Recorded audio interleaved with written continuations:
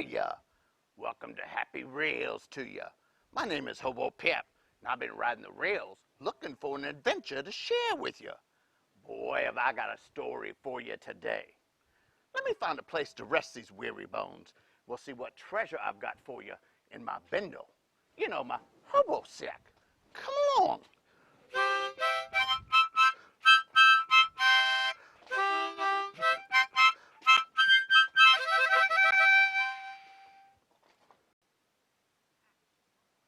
Well, I hope you've had a good week. Hobo Pap here. I've had a good week. I've been busy riding a rattler here, catching a freighter there, but all along as I've been traveling back and forth this country, I've had my eyes peeled for an adventure for you like I promised. And boy, did I find a good story for you today. Let's see what we've got. I think both you're going to enjoy this, and I think your mama and daddy are going to enjoy this one. Let's see what we've got here. Today's story is called Charlie the Choo-Choo. Come along, let's read. Charlie the Choo-Choo by Beryl Evans with illustrations based on original artwork by Ned Dameron. Bob Brooks was an engineer for the Midworld Railway Company on the St. Louis to Topeka run. Engineer Bob was the best trainman the Midworld Railway Company ever had, and Charlie was the best trained. Charlie was a 402 big boy steam locomotive, and Engineer Bob was the only man who had ever been allowed to sit in his peak seat and pull the whistle. Everyone knew the woo-woo of Charlie's whistle, and whenever they heard it echoing across the flat Kansas countryside, they said, "There goes Charlie and Engineer Bob, the fastest team between St. Louis and Topeka." Boys and girls ran into their yards to watch Charlie and Engineer Bob go by. Engineer Bob would smile and wave. The children would smile and wave back. Engineer Bob had a special secret. He was the only one who knew. Charlie the Choo-Choo was really, really alive. One day, while they were making the run between Topeka and St. Louis, Engineer Bob heard singing, very soft and low. "Who is in the cab with me?" Engineer Bob said sternly. "Don't worry," said a small, gruff voice. "It is only I." "Who's I?" Engineer Bob asked. He spoke in his biggest, sternest voice because he thought someone was playing a joke on him. "Charlie," said the small, gruff voice. "Hawdy haw haw," said Engineer Bob. "Trains can't talk. I may not know much, but I know that. If you're Charlie, I suppose you can blow your own whistle." "Of course," said the small, gruff voice. And just then the whistle made its big noise, rolling out across the Missouri plains. "Woo! Woo!" "Goodness," said Engineer Bob. "It really is you." "I told you," said Charlie the Choo-Choo. "How come I never knew you were alive before?" asked Engineer Bob. "Why didn't you ever talk to me before?" Then Charlie sang this song to Engineer Bob in his small, gruff voice. "Don't ask me silly questions. I won't play silly games. I'm just a simple choo-choo train, and I'll always be the same. I only want to race along beneath the bright blue sky and be a happy choo-choo train until the day I die." "Will you talk to me some more when we're making our run?" asked Engineer Bob. "I'd like that." "I would too," said Charlie. "I love you, Engineer Bob." "I love you too, Charlie," said Engineer Bob, and then he blew the whistle himself, just to show how happy he was. Woo! Woo! It was the biggest and best Charlie had ever whistled, and everyone who heard it came out to see. Engineer Bob and Charlie spent many happy days together and talked of many things. Engineer Bob lived alone, and Charlie was the first real friend he'd had since his wife died long ago in New York. One day, when Charlie and Engineer Bob returned to the roundhouse in St. Louis, they found a new diesel locomotive in Charlie's berth. And what a diesel locomotive it was! 5,000 horsepower, stainless steel couplers, traction motors from the Utica Engine Works in Utica, New York, and sitting on top, behind the generator, were 3 bright yellow radiator cooling fins. "What is this?" Engineer Bob asked in a worried voice, but Charlie only sang his song in his smallest, gruffest voice. "Don't ask me silly questions. I won't play silly games. I'm just a simple choo-choo train, and I'll always be the same. I only want to race along beneath the bright blue sky and be a happy choo-choo train until the day I die." Mr. Briggs, the roundhouse manager, came over. "That is a beautiful diesel locomotive," said Engineer Bob, "but you will have to move it out of Charlie's berth, Mr. Briggs. Charlie needs a lube job this very afternoon." "Charlie won't be needing any more lube jobs, Engineer Bob," said Mr. Briggs sadly. "This is his replacement, a brand new Burlington Zephyr diesel loco. Once, Charlie was the best locomotive in the world, but now he is old and his boiler leaks. I am afraid the time has come for Charlie to retire." "Nonsense," Engineer Bob was mad. "Charlie is still full of zip and zowie. I will telegraph the head office of the Mid-World Railway Company. I will telegraph the president, Mr. Raymond Martin, myself. I know him because he once gave me a good service award, and afterwards Charlie and I took his little daughter for a ride. I let her pull the lanyard, and Charlie whistled his loudest for her." "I am sorry, Bob," said Mr. Briggs.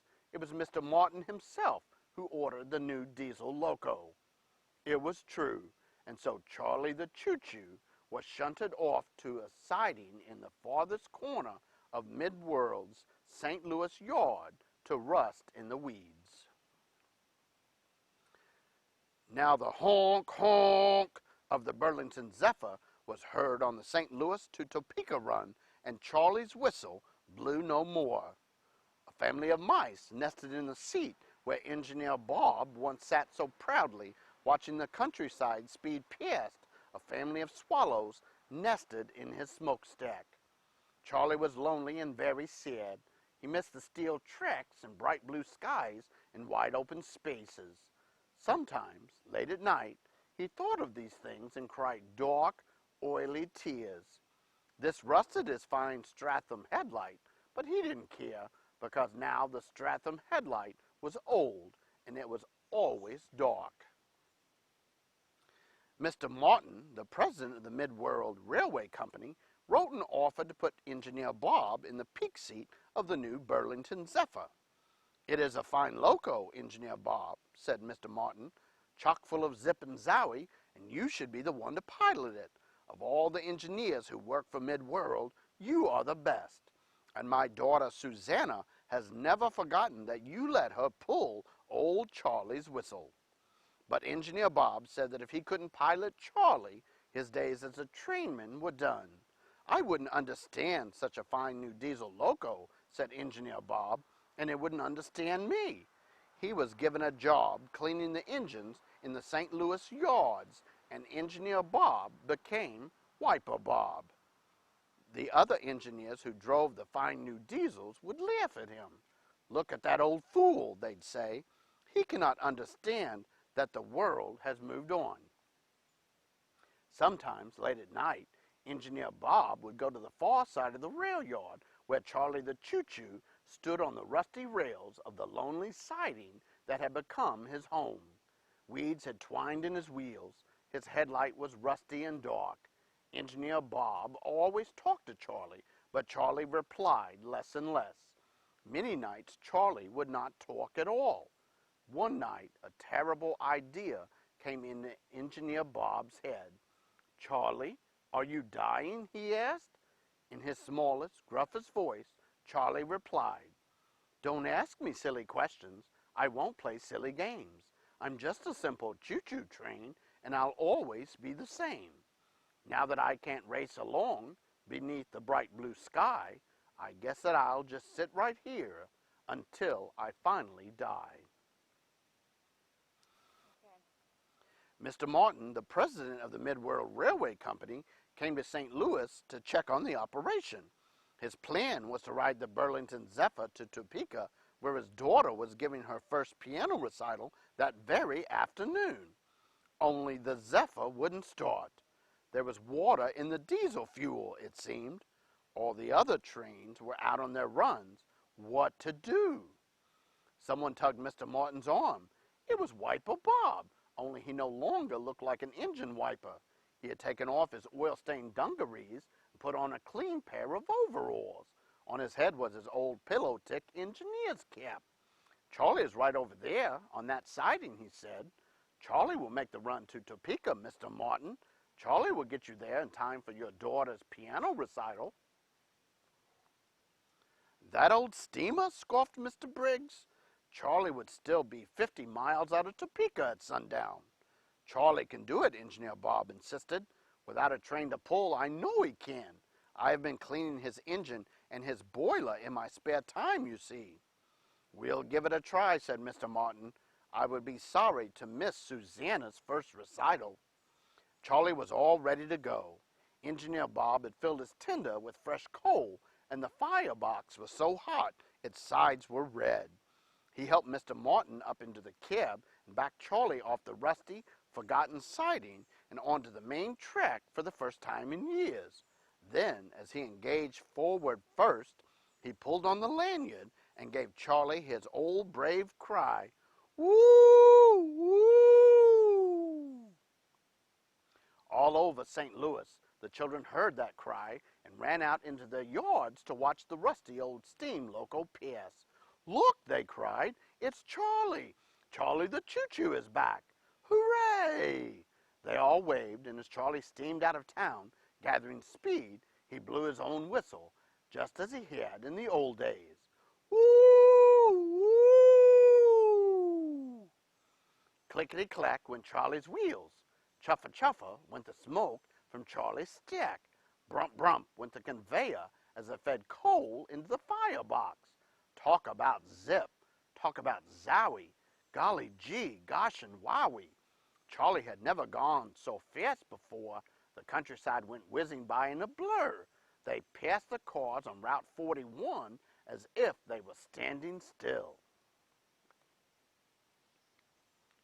"Hop-de-doodle," cried Mr. Martin, waving his hat in the air. "This is some locomotive, Bob. I don't know why we ever retired it. How do you keep the coal conveyor loaded at this speed?" Engineer Bob only smiled because he knew Charlie was feeding himself. And beneath the clickety-clack and the chuffa-chuffa and the brump-brump, he could hear Charlie singing his old song in his low, gruff voice. "Don't ask me silly questions. I won't play silly games. I'm just a simple choo-choo train, and I'll always be the same. I only want to race along beneath the bright blue sky and be a happy choo-choo train until the day I die." Charlie got Mr. Martin to his daughter's piano recital in time, of course, and Susanna was just tickled pink to see her old friend Charlie again, of course, and they all went back to St. Louis together, with Susanna yanking the train whistle the whole way. Mr. Martin got Charlie and Engineer Bob a gig pulling kids around the brand new Midworld Amusement Park and Fun Fair in California, and you will find them there to this day, pulling laughing children hither and thither in that world of lights and music and good, wholesome fun. Engineer Bob's hair is white, and Charlie doesn't talk as much as he once did, but both of them still give plenty of zip and zowie. And every now and then the children hear Charlie singing his old song in his soft, gruff voice. The end. That's Charlie the Choo-Choo. Well, I hope you enjoyed this story of Engineer Bob and his friend Charlie the Choo-Choo. Were you expecting the surprise that Charlie was alive? That was certainly an interesting twist in this story that teaches us the importance of being a good, a loyal, a hard-working, and a trustworthy friend. Now, if you remember at the beginning of the story, I told you that this book was written by Beryl Evans. Well, Another secret that your parents will probably enjoy is the fact that Beryl Evans is not the author's real name. The true author of Charlie the Choo-Choo is Stephen King, the award-winning writer known for suspenseful thriller novels. Now, the story of Charlie the Choo-Choo, it appeared as a fictional book found by a character named Jake in chapter 22 of Stephen King's The Dark Tower 3, The Wastelands novel, published in 1991. Now, in 2016, King decided to turn the story into this children's book we just read. Well, that's it for now. Until next time, so long. Thank you for joining me for today's adventure. I hope you enjoyed. Always remember, continue riding the rails of your imagination, as it will take you on an endless number of adventures around the world. Until next time, this is Hobo Pap saying so long as I go hop on a rattler in search of our next adventure. Happy reels to you.